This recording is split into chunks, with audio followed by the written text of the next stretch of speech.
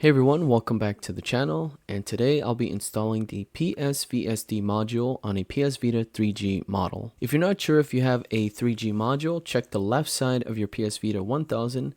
If there's an extra slot, that's for the SIM card for the 3G connection. The PS Vita 3G was originally designed to allow online gaming on the go, but let's be real, it was expensive, and now this module replaces the 3G slot with the micro SD card reader for extra storage.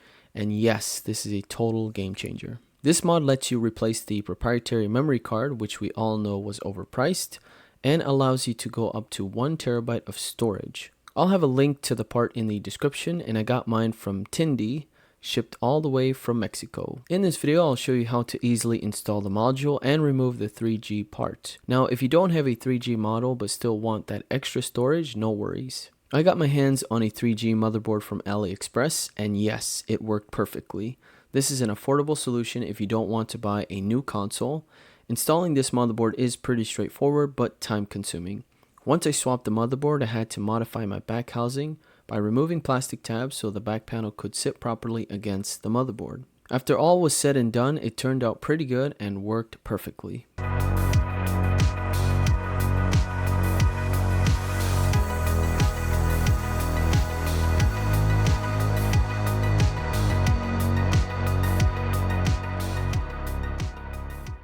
Before we get started, we have a word from our sponsor. Today I'm checking out this incredible multifunctional gaming desk by SEDETA, and let me tell you, this is a total upgrade for any setup. This desk isn't just for gaming, it's an all-in-one workstation with built-in LED lighting, tons of storage, and a modern design.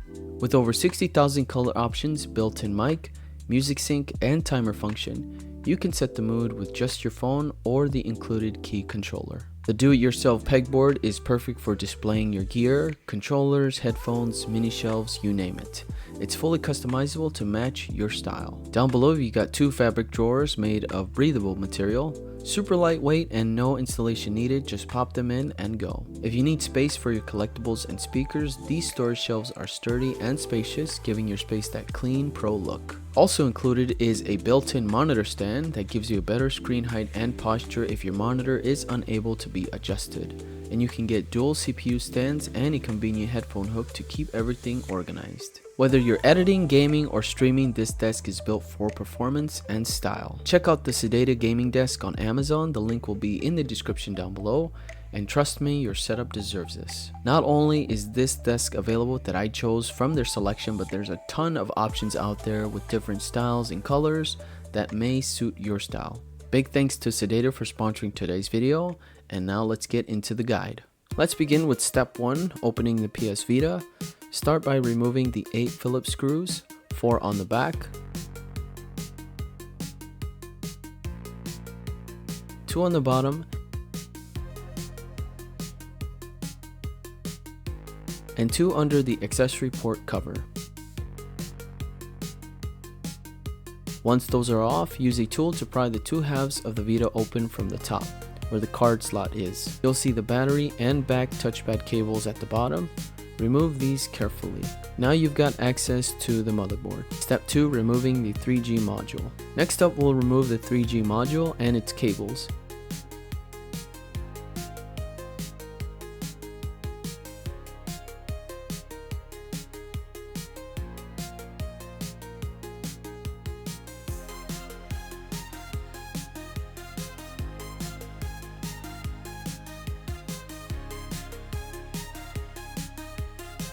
Remove all the cables and the plastic casing that covers the 3G module.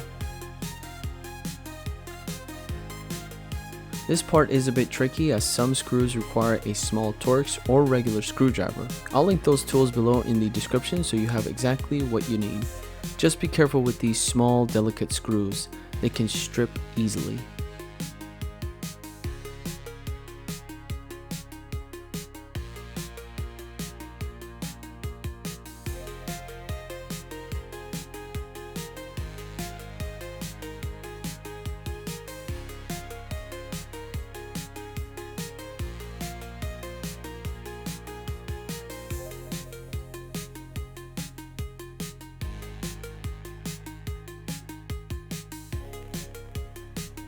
Once the 3G module is out, it's time to install the PSVSD module. Insert the PSVSD card at a 45-degree angle and push down to lock it in place. Use the screws included with the PSVSD card and secure it in place.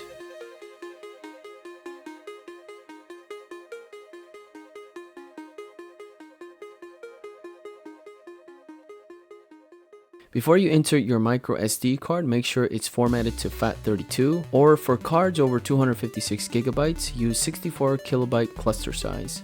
This ensures that the card is read properly, and especially for larger storage. Once everything's set up, reassemble the Vita, making sure the battery and the back touch panel cables are connected properly.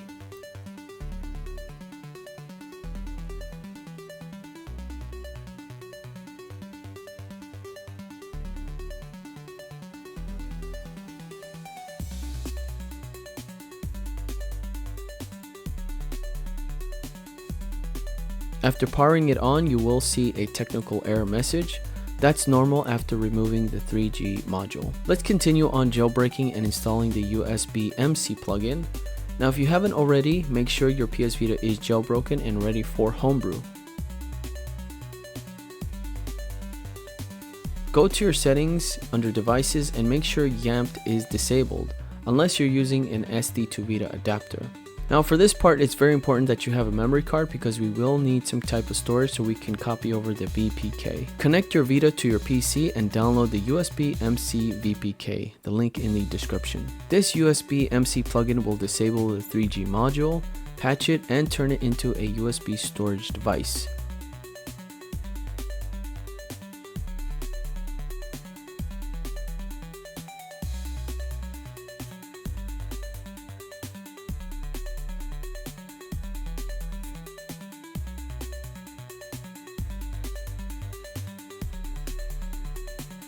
Install it and your Vita will reboot.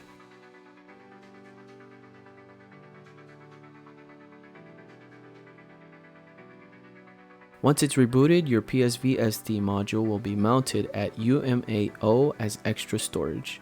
If you want to use it as a memory card, launch the USBMC installer again and follow the prompts. You'll get the option to either transfer data from your memory card to the micro SD or to start fresh. The choice is yours. When the copying's done, remove your original memory card and power up the Vita again. If you insert a memory card again, the Vita will default to the card, so just be aware of that. And that's it, you've successfully upgraded your PS Vita 1000 3G model to make use of its full potential. I love mods like this that repurpose old hardware and turn it into something useful. Hopefully one day we can see the unlock of the accessory port at the top of the Vita. It's been useless so far, but who knows, someone might crack it and unlock its true potential. Thank you so much for watching, and if you enjoyed this, don't forget to like, comment, and subscribe for more tech mods like this. Until next time, take care and peace.